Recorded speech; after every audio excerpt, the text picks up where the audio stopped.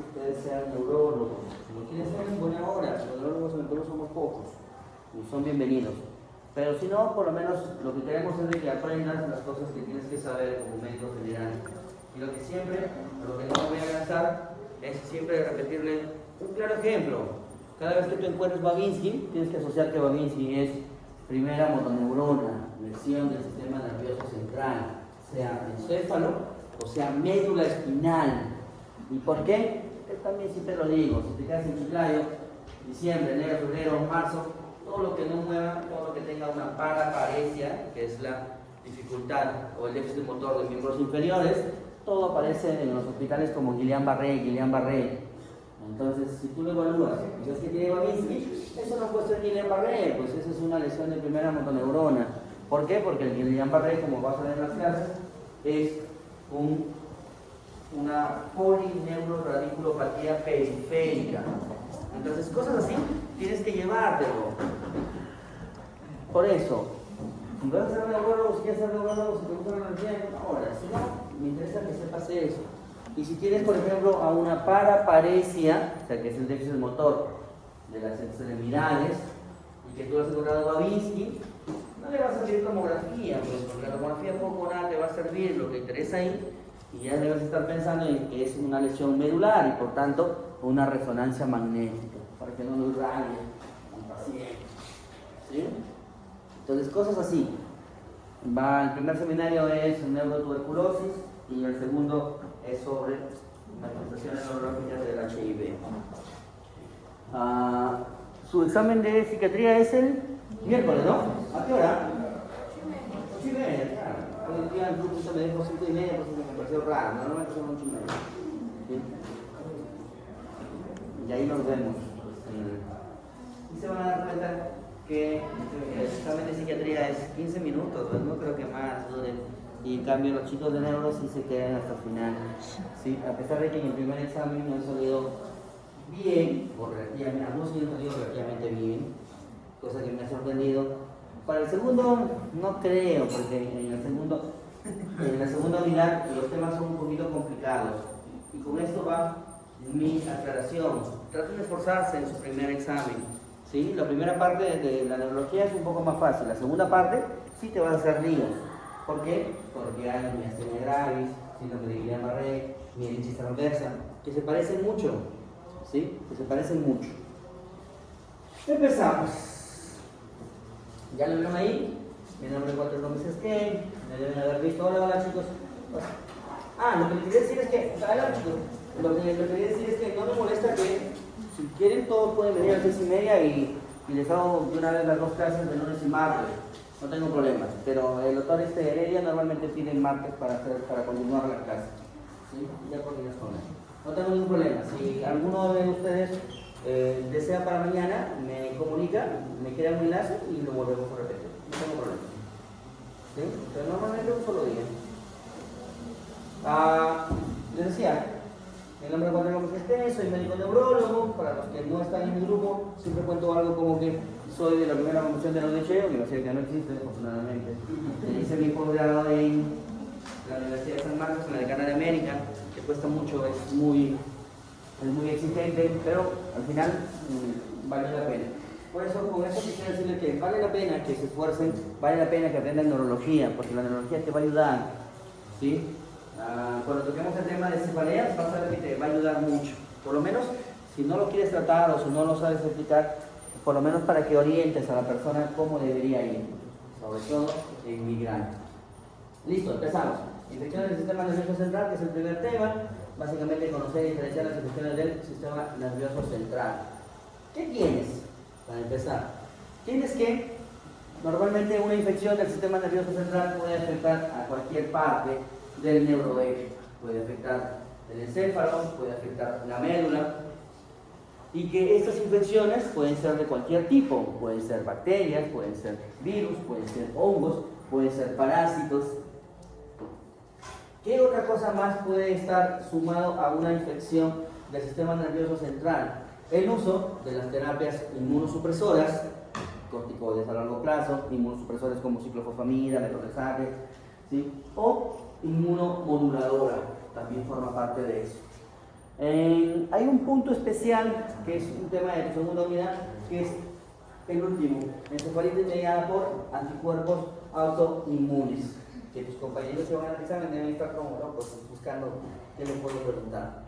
Y finalmente, este proceso, esta infección del sistema nervioso central puede suceder por tres cositas. Uno, ya sea que haya una invasión directa del tejido neural, por ejemplo, en una punción lumbar, en una cirugía de cráneo.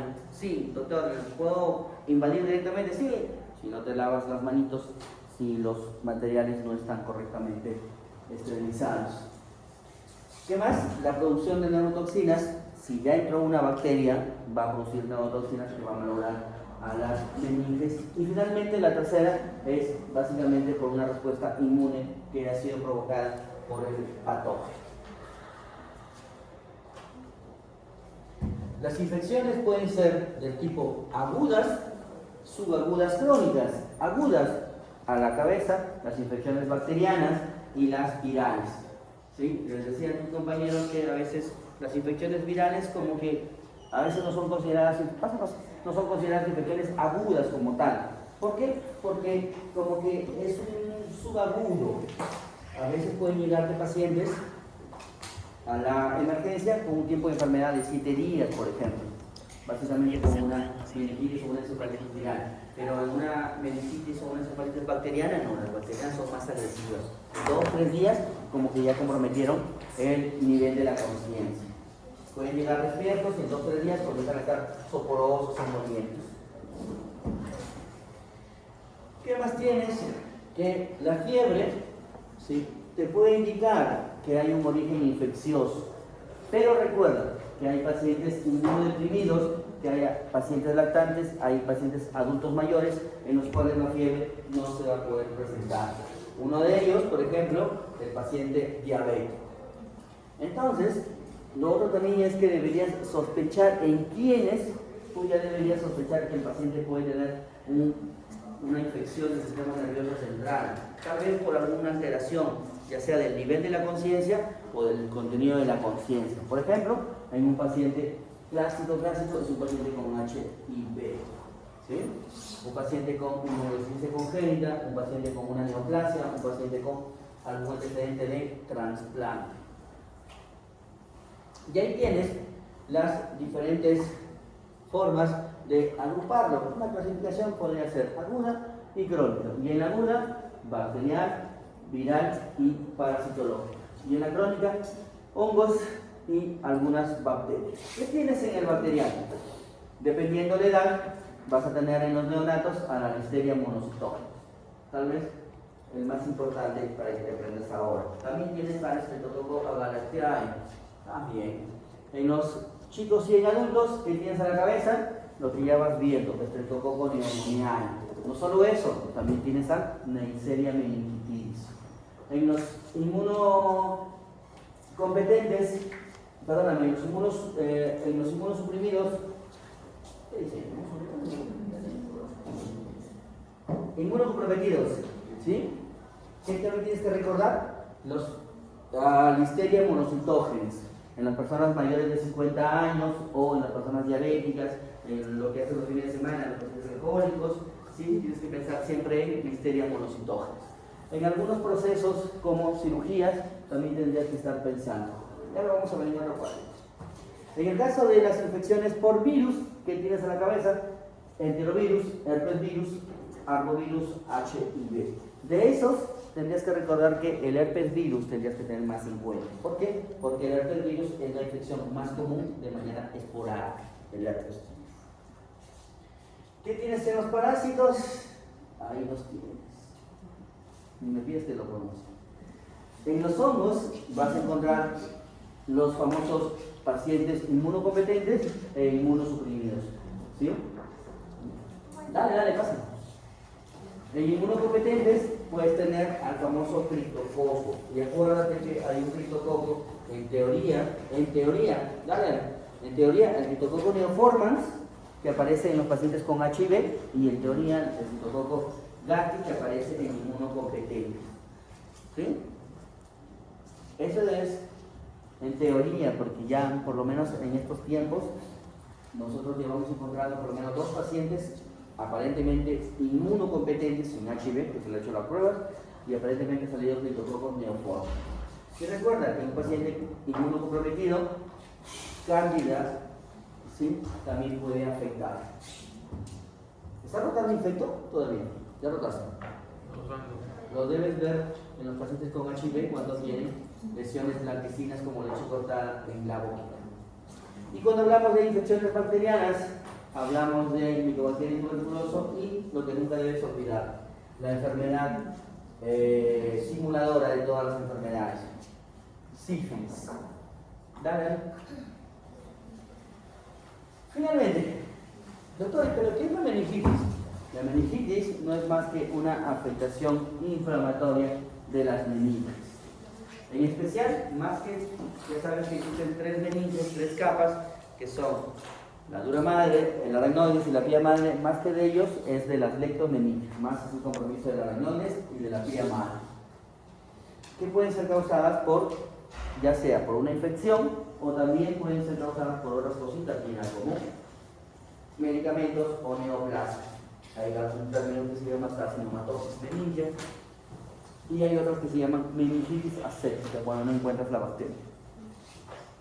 Y te decía eso, la mayor parte afecta a la leptomeninge. Y por su parte, la encefalitis, doctor. La encefalitis es la inflamación del parénquima cerebral. Uno es meninges, el otro es corteza cerebral o parénquima cerebral. La infección puede ser focal, multifocal o difusa, y hay 2 términos que deberías tener en cuenta. Uno se llama meningoencefalitis, como su nombre lo dice, ya comprometió meninges, pero también el encéfalo, el parénquima cerebral, o sea, tiene infección de los 2. O encefalomielitis, que compromete al encéfalo y a la médula espinal.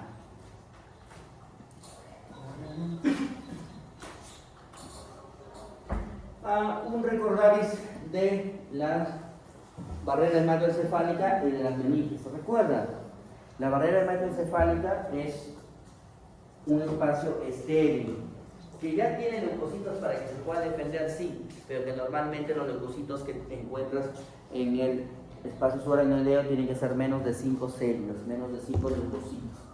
Entonces, ¿cómo es que llega este proceso infeccioso? Lastimosamente llega cuando hay una sobrecarga de bacterias que rompen con esta estructura. Y ahí te decía yo, pásame, que puede defender de muchas maneras.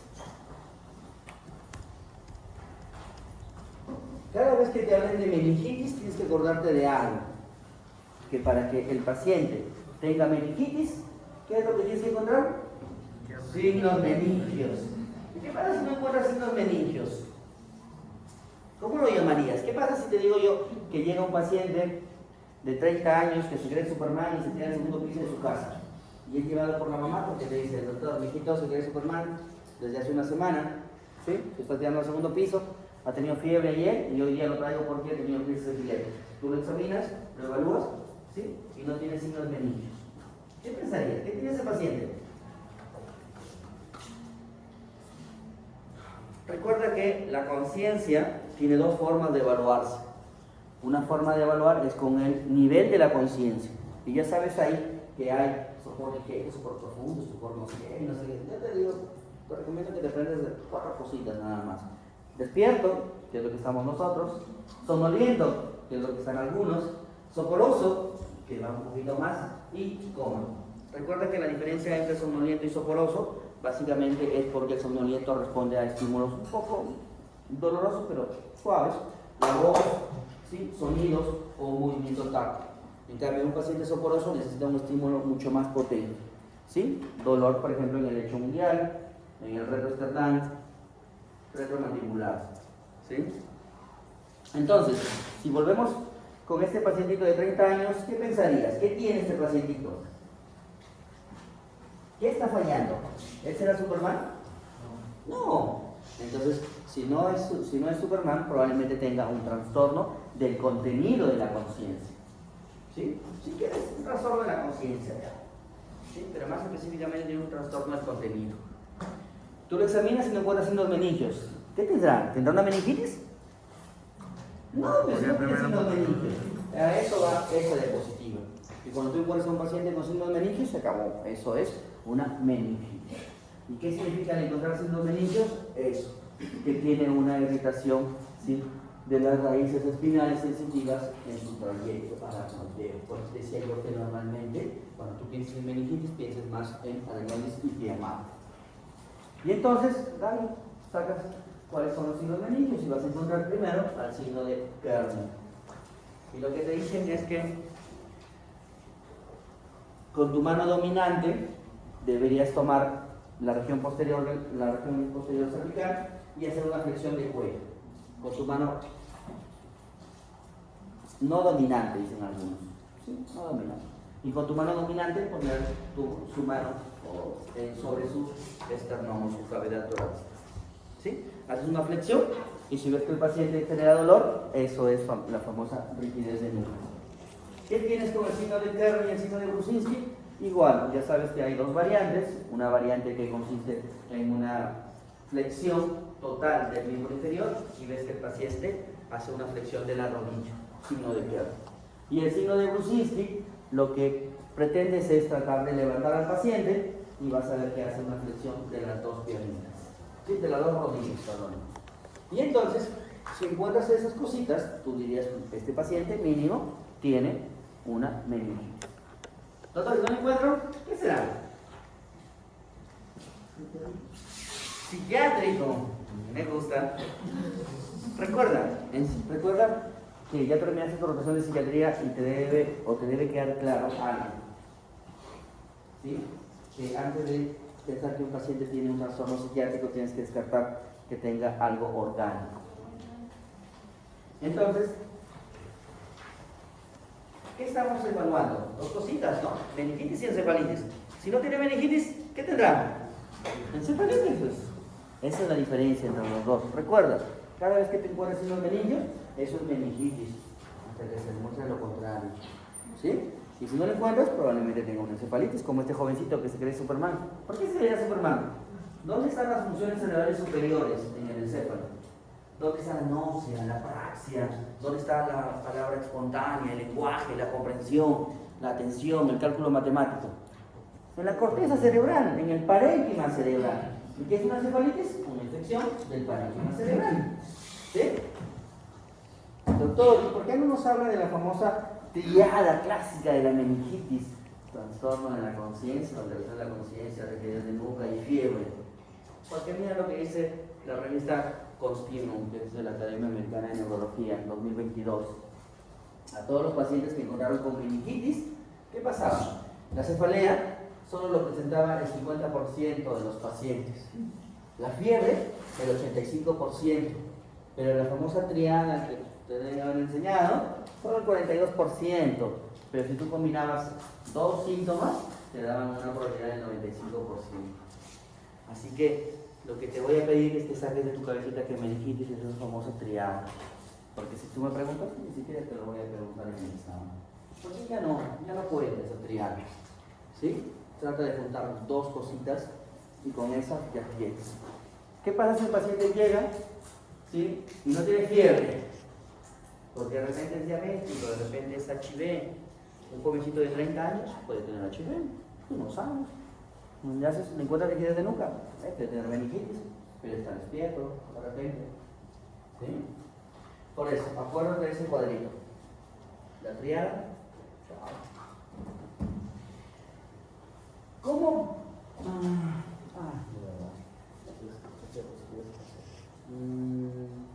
Vamos con eso primero. Recuerda, ¿cómo haces el diagnóstico? ¿Sí? ¿Qué tendrá el paciente? Ya sé que tiene signos meningios. ¿Sí? Ya con eso, si le encuentro rigidez de nuca, eso es una meningitis, se le demuestra lo contrario. ¿Cómo lo voy a demostrar? ¿Cuál será el examen que me da, ¿sí?, el valor de la infección? ¿Le podría ser un hemograma? ¿Con un hemograma demostraré que es una meningitis? No. De repente se le pide un examen de orina, doctor. No. Doctor, si le pido una resonancia, de repente la resonancia ya me da el diagnóstico de meningitis. No. Como siempre le digo a los pacientes cuando converso con ellos y les planteo: señora, para que tú tengas, para saber que tienes anemia, tengo que sacarte muestra de sangre, no me queda de otra, por más de que miren tus conjuntivas y todas esas cositas. Para saber que tienes una infección urinaria, tienes que dejarme tu muestra de orina. Para saber que tienes parásitos, tienes que dejarme tu muestra de heces. Para poder descartar, decir, sí, tiene una meningitis y tiene esta bacteria, este parásito, este virus, líquido cefalorraquídeo, el cultivo de líquido cefalorraquídeo, o sea, una punción lumbar. Solo que para ello tienes que tener en cuenta de que para que tú realices una punción lumbar tienes que tener algunas consideraciones. Recuerda, ¿qué hay en el cerebrito? ¿Qué hay en el cráneo o dentro del cráneo? Hay tres estructuras: masa encefálica, líquido y sangre. Esas tres son las que tienen que guardar siempre relación. Tú sacas una de ellas, tiene que compensarse con otra. Si tú le vas a sacar líquido y hay una masa arriba, ¿sí? Por gravedad, va a caer y se va a morir ese paciente. Entonces, una de las cosas que tienes que tener en consideración es que para hacer una punción lumbar tienes que tener ciertas consideraciones. Una de ellas, que no tenga una masa en la cabecita, ¿sí? Que no tenga un sangrado en la cabecita. De repente le sacas líquido y ese sangrado va a aumentar más. Tienes una masa ahí que está comprimida, le sacas líquido, va a expandirse más. Entonces, antes de hacerle una punción lumbar, ¿qué deberías pedirle mínimo para demostrar que no tiene nada? Una imagen, una neuroimagen en la cabeza. Lo más rápido, lo más simple que tienes es una tomografía. ¿Sí? Una tomografía. Doctor, ¿y si tuviera una resonancia? Le pido una resonancia. Ya estamos en el Perú. No se vayan ni allá. ¿Sí? La tomografía es un examen rápido, simple, en 5 minutos y ya lo tienes. Y con eso por lo menos te permite descartar. ¿Sí? ¿Qué más tienes? ¿Qué pasa si un paciente llega con alteración de la conciencia y es una persona diabética que en lugar de ponerse 2 unidades de insulina se puso 20 unidades o 2 mililitros, como a veces se pone? Una hipoglicemia. Y de repente llega por un trastorno de la conciencia, llega somnoliento, llega soporoso, tú piensas que es una meningitis. ¿Cómo demuestras que no tiene meningitis? ¿Cómo demuestras que es una hipoglicemia? Sacándole un examen de glucosa, ¿sí? Entonces, para que llegues a esto, ¿qué tendríamos que hacer? Descartar lo otro, ¿sí? Entonces, para esto, recuerda, cuando llega un paciente, ya has visto en tu rotación, llega un paciente de la emergencia.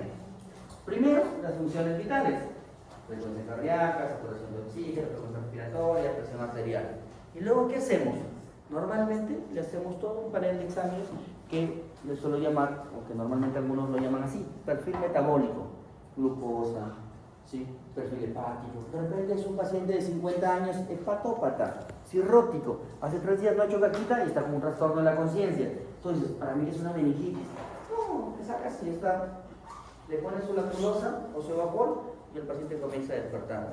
Entonces, primero, un perfil metabólico: hemograma, glucosa, urea, creatinina, si quieres examen de orina y todas esas cosas, hiponatremia. Demuestras que no tiene nada, como que sigues pensando de que es una meningitis.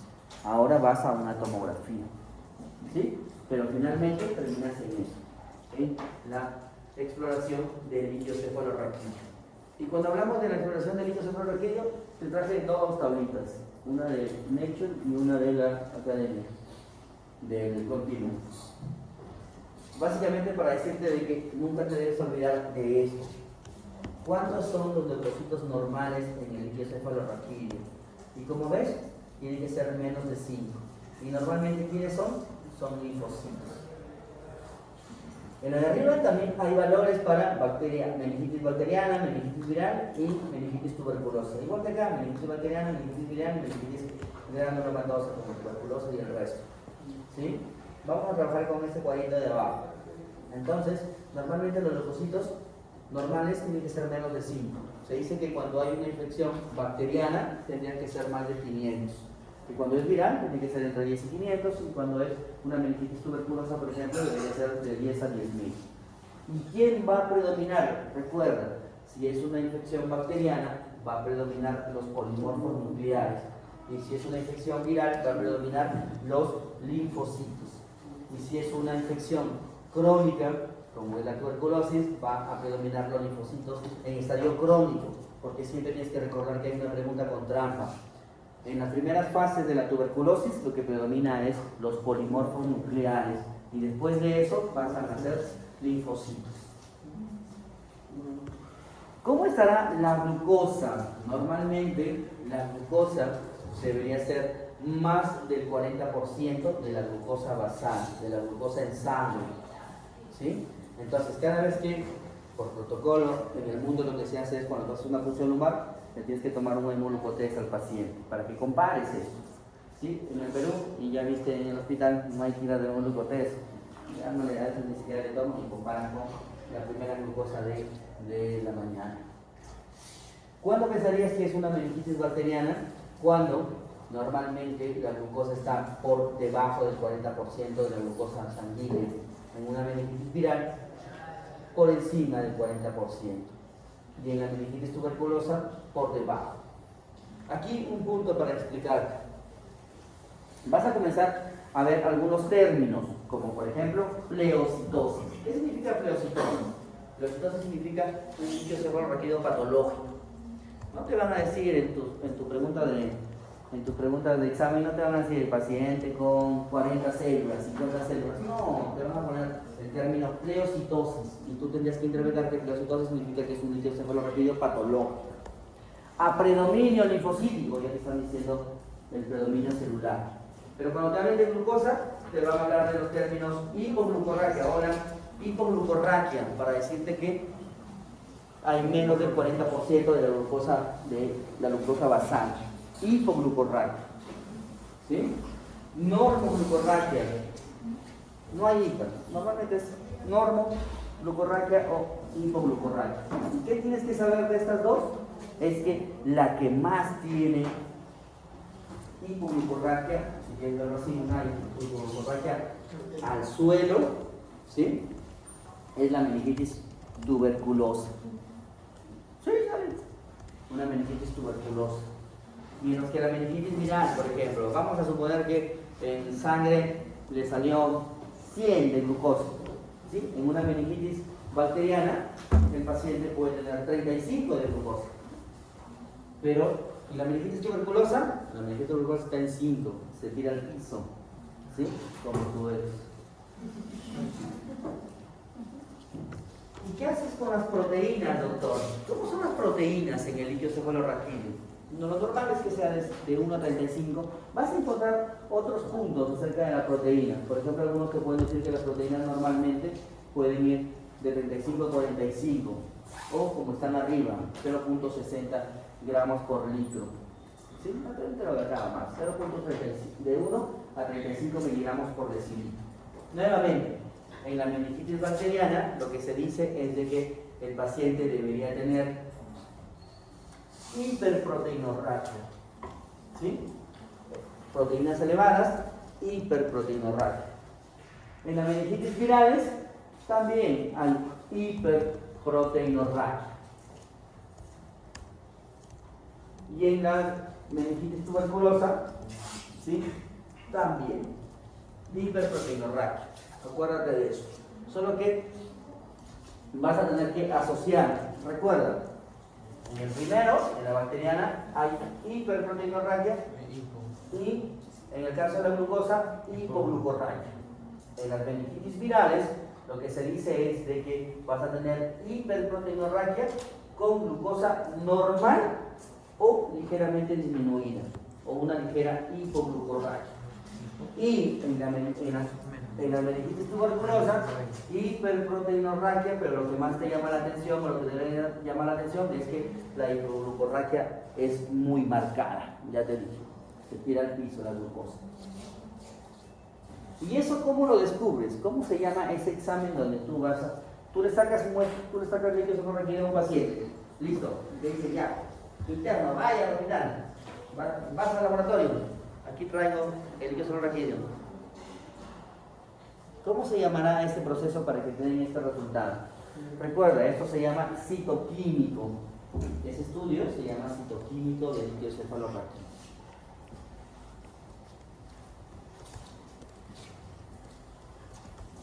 Y de ahí, ¿qué vas a pedirle? El estudio que comprende citoquímico, que es la primera parte.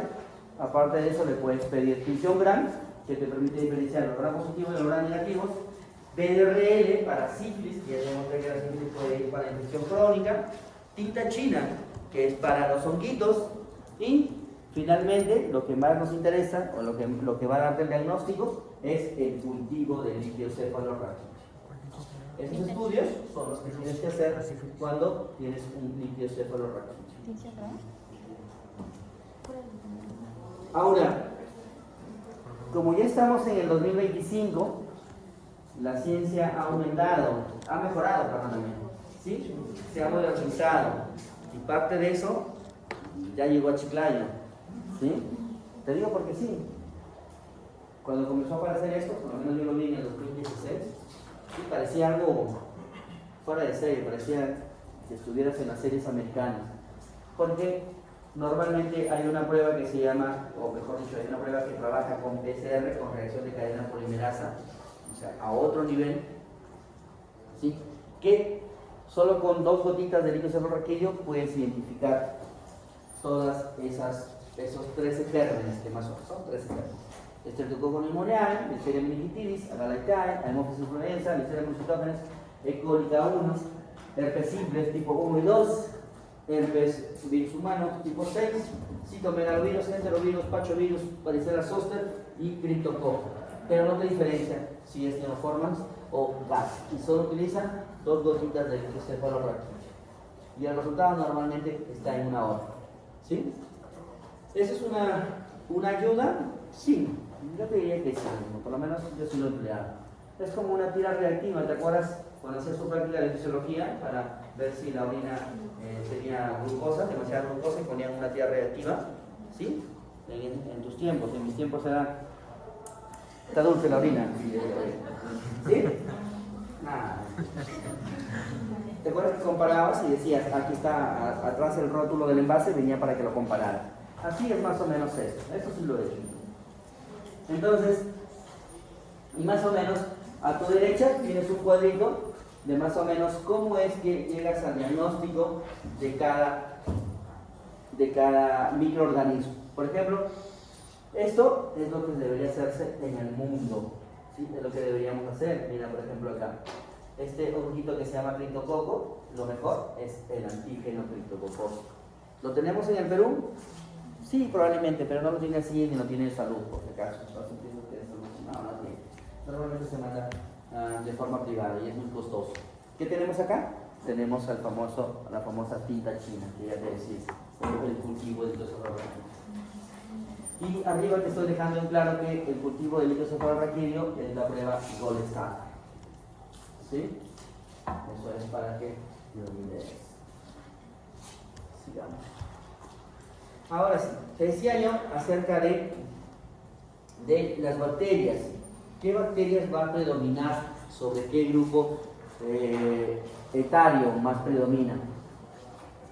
Arriba tienes el cuadrito del Nature, acá el continuo. Recuerda que nosotros vamos a estar acá, básicamente aquí si quieres, en 250 años. ¿Qué es lo más común? El Streptococcus pneumoniae y la Listeria meningitis. ¿Sí? Olvídate de la terapia, todavía no le vamos a dar.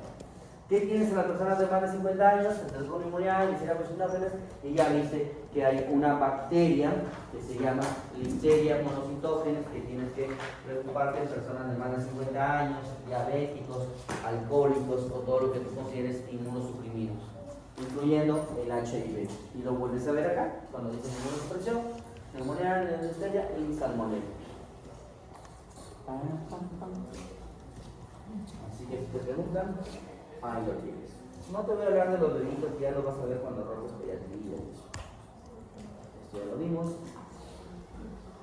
Y con respecto a las neuroimágenes, ¿qué tienes que saber? Que básicamente se pide antes de una punción lumbar para evitar complicaciones.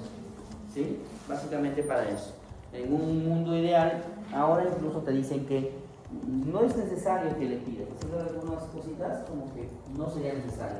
Claro, en el mundo porque tiene todo el respaldo, pero en el Perú no tiene un imagen. Y con eso descartas algunas cositas. Doctor, lo encuentro. ¿Sí? Recuerda, cuando tú haces una punción lumbar, el citoquímico de lo más, en media hora debería estar. En los hospitales demoran 4 horas, 6 horas. Entonces lo primero que te va a llegar es el citoquímico, con el número de células, el predominio, cómo están las proteínas, cómo está la glucosa. Ya con eso más o menos vas a tener una idea de a qué te estás enfrentando. Pero como siempre le digo a los muchachos, el familiar acepta que le hagas punción lumbar. Eso que el familiar se muestra reacio, ¿no? Porque dice que tú lo vas a vender, que te vas a aplicar en la cara para ser joven eternamente. Sí, te van a decir de todo. Entonces la familia te dice, doctor, ¿ya le sacó líquido? Sí. ¿Le va a mandar a hacer un estudio que se llama citoquímico? Sí. ¿A este laboratorio? Sí. ¿Que demora 6 horas? Sí. ¿Y voy a esperar 6 horas para que mi familiar reciba el tratamiento? ¿No le puede dar algo? ¿No le puede dar una vitamina por lo menos para que se recupere? Recuerda, no hay vitaminas para el cerebro ni para los médicos. En el 2025 ya no deberías estar pensando en esas tonterías. Entonces, hacemos algo que se llama tratamiento empírico. Así se llama. Esta palabra de tratamiento empírico lo vas a ver en un montón de enfermedades. En el Parkinson, prueba empírica. En la toxoplasma, tratamiento empírico. ¿Sí? Acuérdate de esa palabrita. Y normalmente lo que hacemos es darle tratamiento empírico. Normalmente, ¿qué se hace? Tienes que recordar las bacterias más comunes. ¿Sí? ¿Cuáles son las más comunes? Streptococcus pneumoniae, y te voy a decir el cuento que decía vancomicina más una cefalosporina de tercera generación. Sí, es lo mismo. Si tú revisas las guías, sí, que están hechas en otros países, porque en el Perú nadie saca guías, salvo Carlitos Alba, vas a encontrarte con vancomicina y te dicen así, de 15 a 20 miligramos endovenoso cada 8 horas sin exceder los 2 gramos. Pero recuerda, estamos en el Perú y afortunadamente en el Perú todavía sigue siendo sensible ceftriaxona. O sea que como parte del tratamiento empírico que le vamos a dar, ceftriaxona. 1 gramo, no 1 gramo para la neumonía me parece. O 2 gramos cada 24 horas para la neumonía. Pero en este caso, como estamos tratando el cerebrito, 2 gramos cada 12 horas. ¿Sí? O si tienes cefotaxima, 2 gramos endovenoso cada 4 o 6 horas. ¿Sí? ¿Qué pasa? Olvídate de la Alexa todavía. ¿Qué pasa si es una persona alcohólica, edad avanzada, más de 50 años o más de 65, como dice ahí, o inmunosupresor, inmunosuprimida? ¿En quién tendrías que pensar? En la famosa Listeria monocytogenes. ¿Qué le vas a dar como tratamiento? Entre comillas, empírico, ampicilina, 2 gramos endovenoso cada 4 horas. ¿Sí? Listo. Hasta ahí tienes protegidas a tus bacterias. Pero, ¿habrá un virus de repente he hecho una meningitis a un virus? Sí, y te adelanto tu clase. Normalmente el virus más común, más frecuente, te decía yo, es el herpes simple, tipo 1. ¿Qué le damos para el virus? Porque hasta ahí tú no sabes qué tipo de infección tendrá. ¿Tendrá infección bacteriana o viral? ¿Qué le das para el virus? Aciclovir, 10 miligramos por kilogramo de peso endovenoso cada 8 horas. Normalmente el aciclovir se da 14 a 21 días. ¿Sí? Entonces hasta ahí como que ya vas cubriendo. Pero hay algo más que te estás olvidando. ¿Sí? Recuerda, hay un proceso inflamatorio en el cerebrito.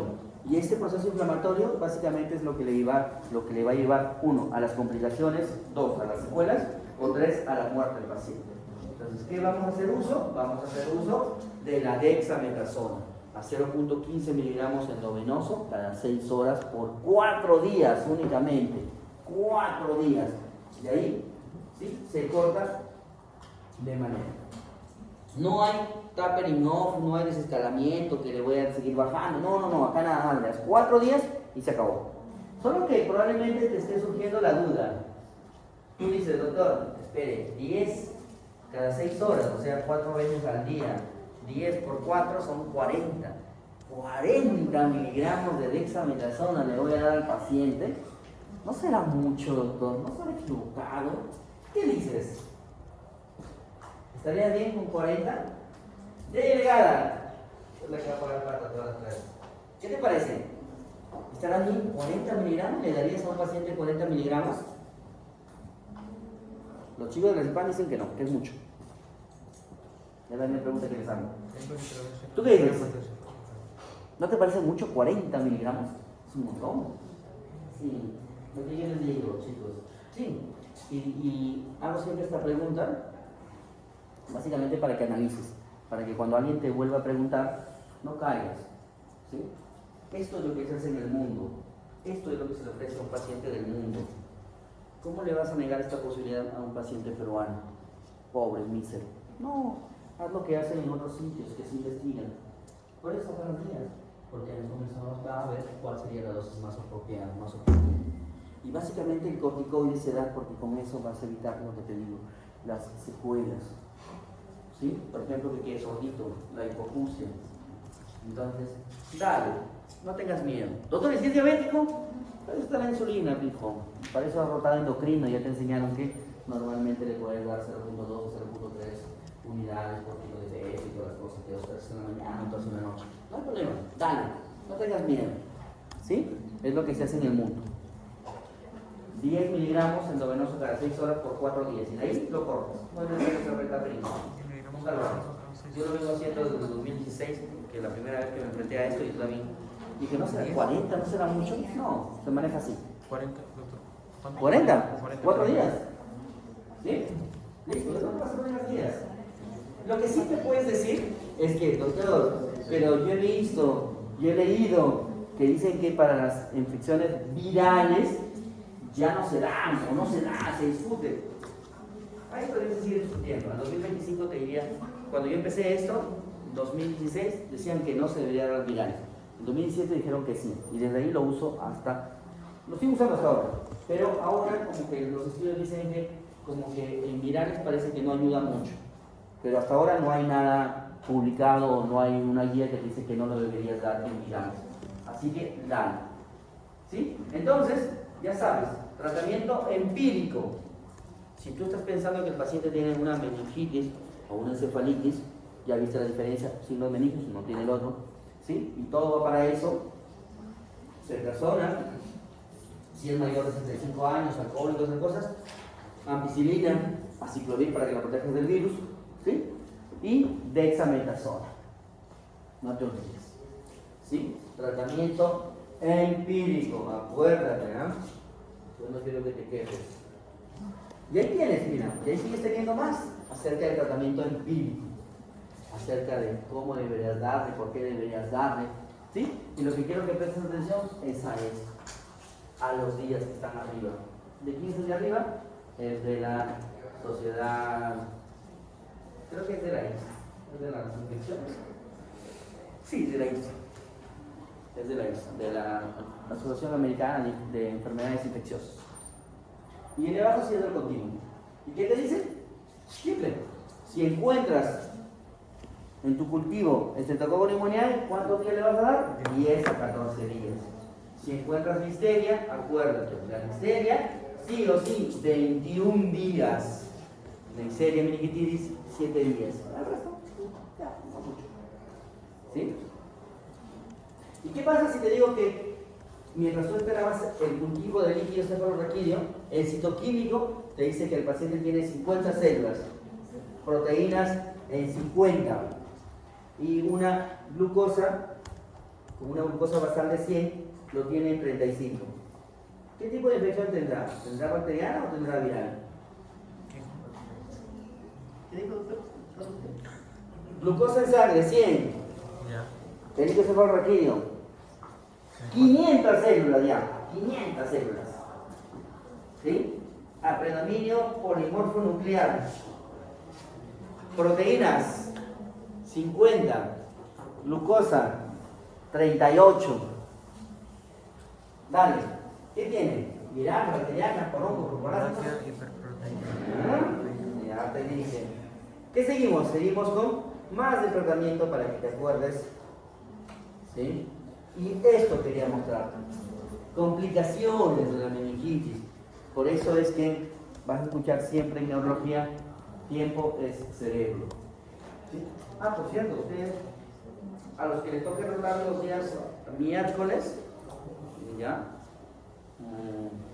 Por lo menos a los que tengan suerte de rotar los miércoles, en este octubre que viene le toca exponer la neurología acerca de trombólisis, por si acaso, ¿no? Normalmente las reuniones son 7:30 en el auditorio. Le avisan a su médico, a su docente. Si quieren, asiste. Voy a poner el doctor Bayón. Sí, sería ideal, porque también recuerden que es un tema de su primera unidad. A esto quería llegar, mira. ¿Cuáles son las complicaciones? Arriba ves crisis epilépticas o convulsiones, 17%. Y abajo ves pérdida auditiva, 17 a 22%. ¿Sí? Por eso, mira, los pacientes que tienen meningitis terminan con secuelas. Por eso es que comenzaron a ver que el corticoide te ayudaba para evitar estas secuelas. No solo eso, te puede producir hidrocefalia, estragos isquémicos, hemorragias intracerebrales, empiemas, abscesos, trombosis venosa, ¿sí? Y sepsis severa. A eso quería llegar. Básicamente el corticoide para evitar las secuelas y las complicaciones. Un punto aparte, ya viste que le damos ser persona para estreptococo, neumonía, Neisseria meningitis y todas las cosas. Un punto aparte es justamente esa infección, ¿sí? Que se llama Neisseria meningitis o meningitis por Neisseria meningitis, en este caso por meningococo. Lo que se ha visto es que lastimosamente el neumococo, ¿sí? Puede transmitirse por las gotitas, por las gotitas. Y entonces lo que siempre se dice es de que el personal que atienda a un paciente con Neisseria meningitis, que básicamente es una meningitis donde tú vas a encontrar equimosis en el cuerpo del paciente, más a predominio de miembros inferiores, más a predominio de muslo. 2 veces me he encontrado eso. No sabes el miedo que te da porque luego te dicen, ¡ay, te puedes contagiar! El diplococo puede entrar por tus fositas nasales y producirte lo mismo que estás viendo en pacientes. Así que normalmente esta es una profilaxis para el personal sanitario. Antes solo teníamos ceftriaxona, 250 intramuscular, pero ahí ves que ahora basta una sola dosis de ciprofloxacin de 500 miligramos. Sí, única, acuerdo. Esto ya está. No, tener esto. Pero esto no va a ser. Me adelanto. Sí, pensé que ¿te acuerdas que te hablé en la primera parte de meningitis, signos meningios? Ahora vas a ver encefalitis. ¿Y cómo está definida con encefalitis? Este cuadrito lo puedes buscar en internet y se llama Criterios Internacionales de Encefalitis. Antes se llamaban criterios de Granero. Granero porque Granero era el que lo descubrió. Me dices que descubrió Coreña.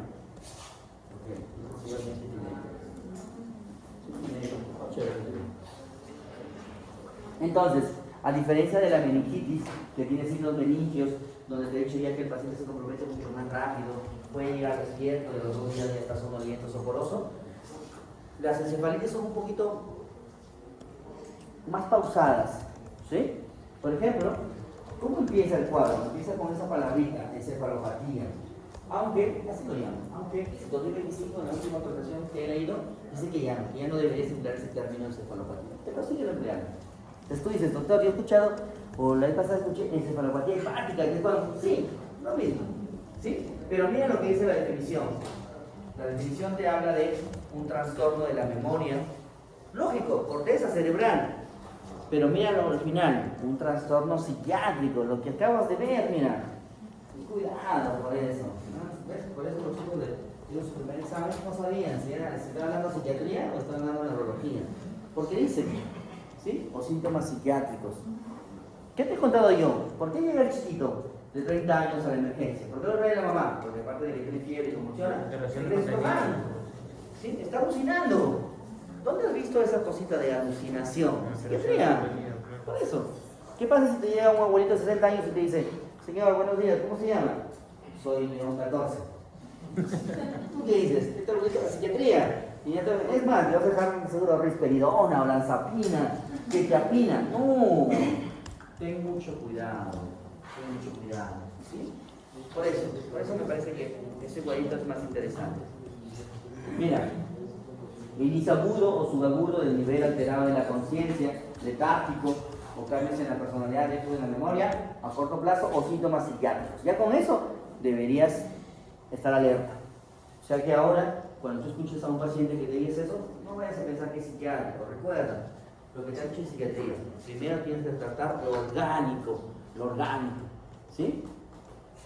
Entonces, a eso le debes sumar 2 para que sea posible, 3 para que sea probable y todas para que sea confirmada de los siguientes hallazgos.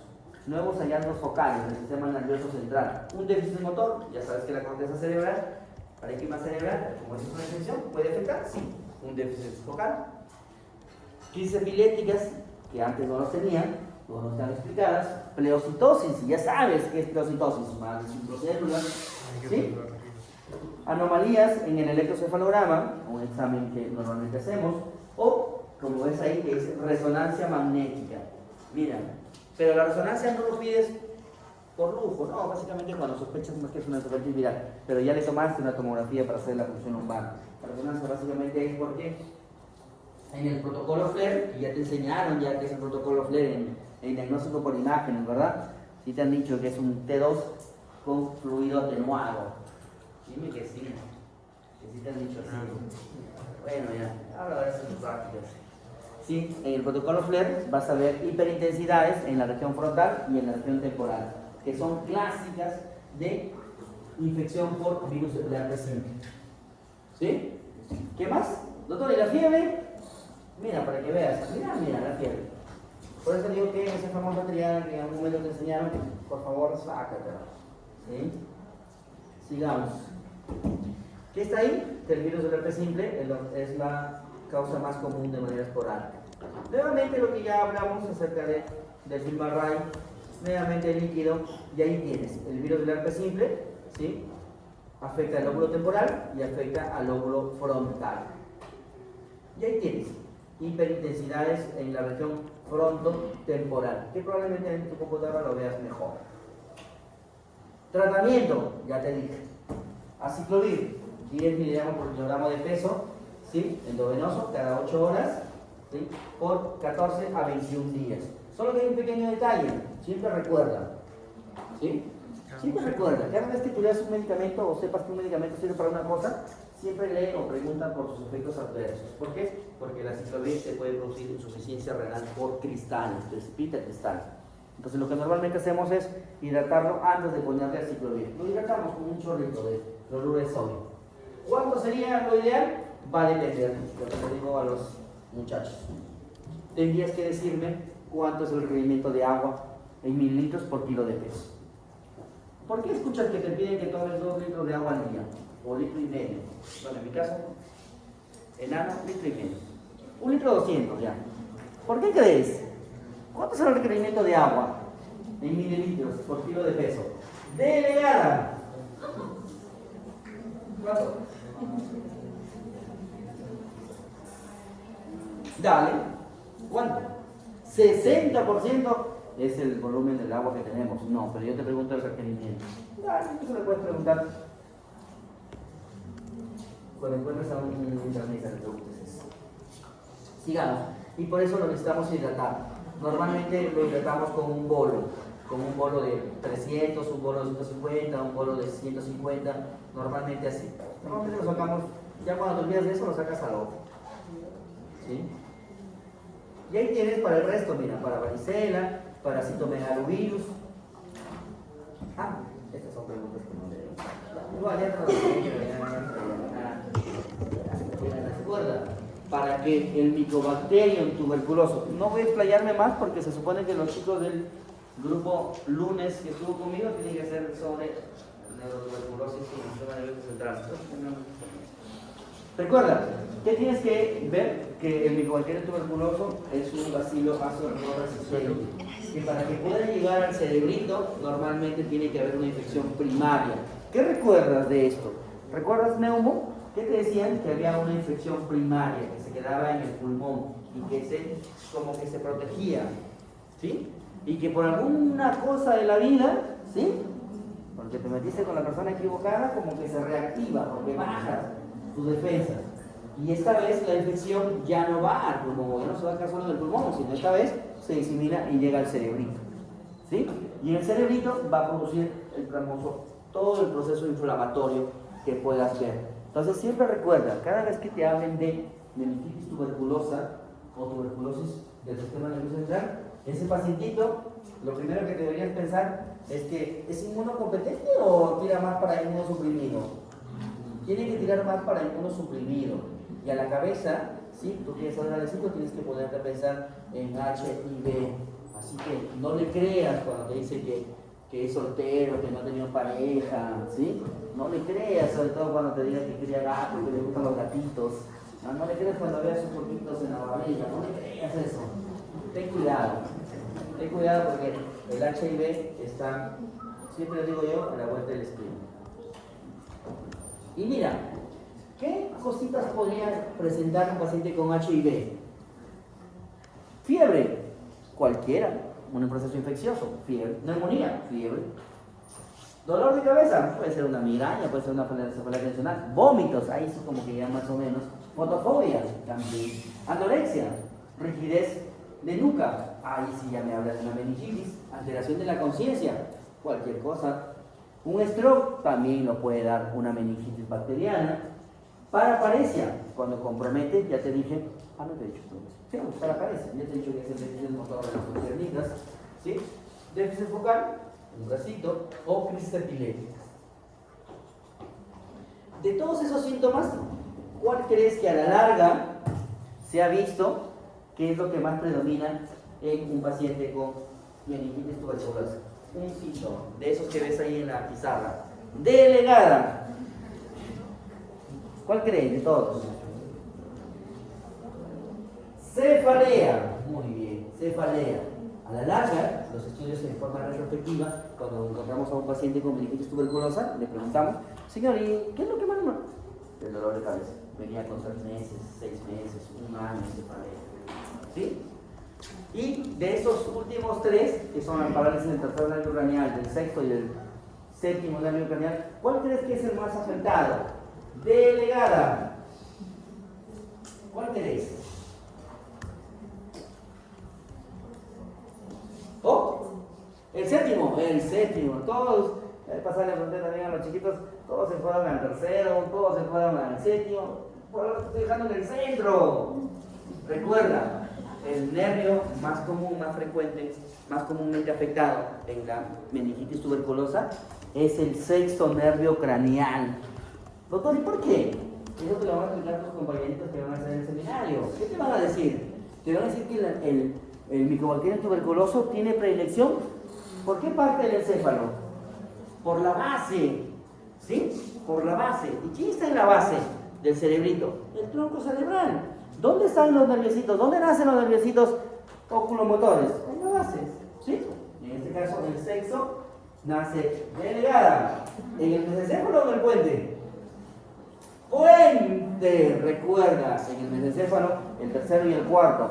En el puente, 5, 6, 7 y 8. Y en el bulbo, 9, 10, 11 y 12. Más fácil no te lo puedes aprender. ¿Sí?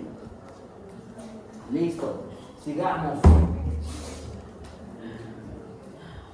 ¿Qué le pides? Lo que ya vimos, mira.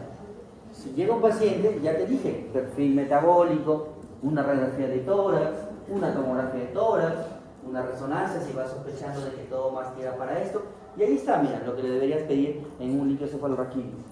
Citoquímico, que ya te lo hablé, Gram, MDR, titrachina, BK también se puede pedir, y Gene Expert. ¿Sí? De verdad, no lo puse. Uy, mala voz. Y te voy a, tal vez aquí vamos a entrevar un poquito con los infectólogos. ¿Sí? Tú ves ahí que ahí dice ADA.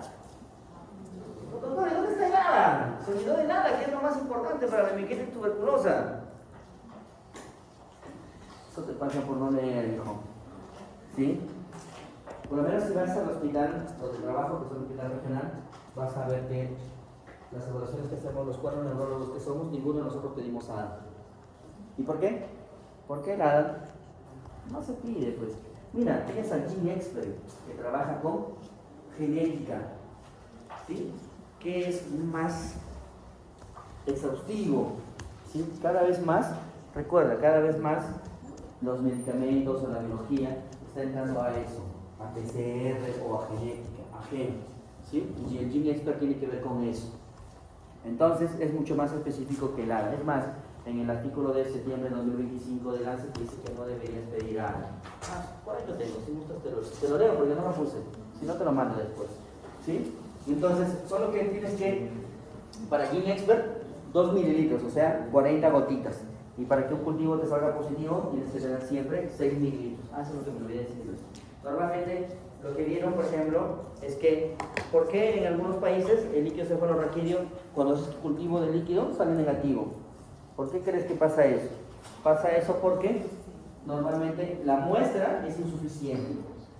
Lancet o el mundo te dice que deberías hacer mínimo para que tú digas, este cultivo me salió negativo, o sea, no hay bacterias, no hay virus, no hay hongos, no hay nada, mínimo 6 mililitros. ¿Cuántas gotitas? 120 gotitas. ¿Sí? No lo puse, mira, lo actualicé hace, ¿cuánto? 3 semanas, por eso no está ahí. Listo. Y recuerda, ¿cuál es el método de cultivo del Mycobacterium tuberculoso? Delegada. ¿Cuál? Doctor. Te aconsejo que siempre trates de acordarte, relacionarlo con algo. Mira, yo cuando estudiaba, 2004 creo que llegué a rotar de humo, ¿sí? A los chicos con los que ya he estado les he contado, ¿sí? Que cuando le cuentes que yo soy tu docente, probablemente que me conozcas se va a reír, ¿sí? Y va a decir, pues sí no leía, me acuerdo que ni siquiera leía. Y sí, se puede reconocer lo que no leía.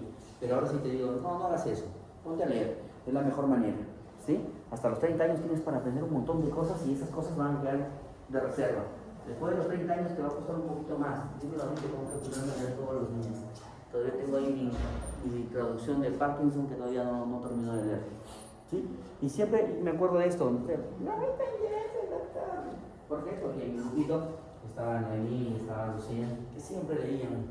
Claro, cólera, porque las únicas que leían. Y el neumólogo preguntó, pues, ¿el cultivo para Mycobacterium? Walter, no había leído. No sé quién más le preguntó, no sé quién más. Hasta que, chicas, ustedes que siempre leen, las dos en corito. La Winston Jensen, doctor. Muy bien, muchachos, ustedes deben ser como Lucía, como Noemí, que siempre leen. Tanto alemanes. Y siempre me acuerdo. El cultivo, la Winston Jensen. ¿Sí? Por eso recuerdo siempre. Esto ya lo vimos. Esto. Mira, acá está. Ahí está el papel de helada. Solo que está pequeño. Si no, te lo mando en un screen. Que está acá. Que te dice adenosín desaminasa. Sirve para. No, arriba estás al Gene Expert. O al Gene Expert Ultra. ¿Sí? De hecho, lo mejor te voy a mandar el artículo solo para que por lo menos me veas y cuando alguien te pregunte acerca de eso, le digas que ya no se pide. En algunos sitios, ¿sí? Hicieron un estudio acerca de la mejor manera de identificar a los pacientes que tienen meningitis tuberculosa. Uno de ellos es el score de Vietnam o el índice de Twice, se llama. ¿Qué necesitas? Mínimo 2 cositas. Uno, que el paciente tenga más de 15 años y 2, que la glucosa, el índice de cefalorraquídeo, comparada con la glucosa sanguínea, sea menos del 50%. ¿Y qué te dice? Que un puntaje menor o igual a 4, ¿sí? Te da una sensibilidad de 86% y una especificidad de 79% de que es una meningitis tuberculosa. ¿Y qué criterios tienen? La edad, los leucocitos en sangre, los días de enfermedad, los leucocitos en el índice cefalorraquídeo y los neutrófilos. Mira, ya solo con tener más de 6 días de enfermedad, prácticamente ya tienes el diagnóstico. ¿Por qué? Porque si ves ahí es menos 5. Y lo que te dice es que tiene que ser menos de 4 o igual a 4. ¿Sí? Esto. Listo. En imágenes, ¿qué tienes? Tienes que recordar algunas complicaciones, así como la meningitis bacteriana tenía complicaciones, como ya te veías, crisis epiléptica, pérdida de la visual, stroke. En la meningitis tuberculosa, ¿qué tienes? Tienes hidrocefalia, tienes, ¿sí?, compromiso de pares craneales, el paciente puede quedar ciego, y yo lastimosamente sí lo viví a mala, porque justo cuando entré a la residencia encontré a una paciente con meningitis tuberculosa. Actuamos tarde, y se quedó sin vista la paciente. María, 19 años, poco 20 años, quería tener hijos. La segunda vez que yo le digo. ¿Qué más tienes? Abscesos. Mira, tal vez así no va muy bien en la pantalla, pero en tu computadora sí lo vas a ver. Vas a ver que la región basal se está pintando muy bien, ¿sí? Y eso es el compromiso de la base, lo que genera la tuberculosis, ¿sí? Hidrocefalia, abscesos, pérdida compromiso de los pares craneales. Y lo otro es que recuerda, la tuberculosis va a todo el sistema nervioso central, no solo se va a quedar en la cabecita. Hay una enfermedad que se llama enfermedad de Pot o mal de Pot, que básicamente es el compromiso, ¿sí?, del disco y del, una espondilolisis. Más de lo mismo para que veas que la meningitis compromete básicamente la región basal. En este caso, este paciente ya tiene hidrocefalia. Y la famosa lesión que vas a tener que diferenciarla del toxoplasma, en contraste en anillo con núcleo excéntrico o fuera del centro. Excéntrico o excéntrico se llama, ¿sí? Más acerca de una de las complicaciones que se llama tuberculoma, que ya no quiero hablar más porque tus compañeritos en el seminario tendrían que tocar esto. A esto quiero llegar. Nuevamente, doctor, ¿qué tiene que ver con el corticoide? Sí, en neuro usamos corticoides para la disminución del proceso inflamatorio, que finalmente puede tener muchas complicaciones. ¿Sí? Queremos hablar de la meningitis, ya sea viral, bacteriana. 4 días, tratamiento empírico. En cambio acá no, mira, el tratamiento con corticoide, 8 semanas. 8 semanas de corticoide. ¿Sí? 8 o 7 semanas. ¿Dependiendo de qué? Dependiendo de lo que dice ahí en la escala del British Medical Research Council, del centro de investigación, ¿sí? Que básicamente te dice grado 1 o grado 2. Y te dice que la dexametasona lo puedes usar. Lo puedes usar a 0.3 o a 0.4. Y dependiendo de eso, aquí va 8 semanas. 0.4 miligramos por kilogramo de peso endovenoso por día. En la siguiente semana, 0.3. Una semana, a la siguiente semana 0.2 por día, a la siguiente semana 0.1, luego 4 en total, luego 3, luego 2, luego 1. Como ves, aquí sí haces desescalamiento, aquí sí haces taperimorfo, ¿sí? Doctor, ¿y qué es esto del grado 1 y grado 2? Eso está acá, el bridge, ¿sí?